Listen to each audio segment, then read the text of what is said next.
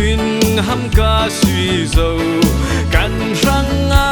anun ape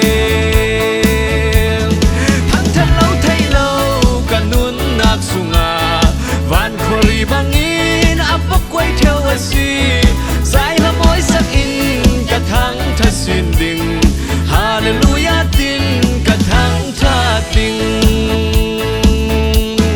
thằng thân lâu thay lâu run tu khri chu kan than le fer na kruanga si lâu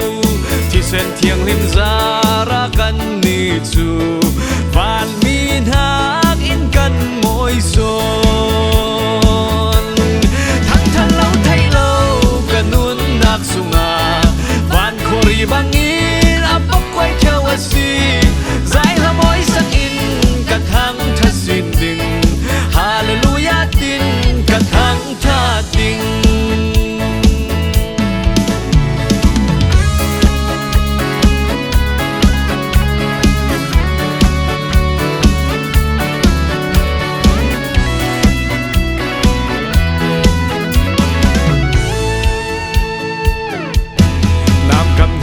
mi kirmi eden wan chulu thailon câu se lo eden thara min nganin kan sang ka jisu asin thang than lâu thay lâu kanun nak sunga van khori bangin apak quay theo asi dài hâm môi sắc in cả tháng tha xin đình hallelujah tin cả tháng tha tình thang than lâu thay lâu kanun nak sunga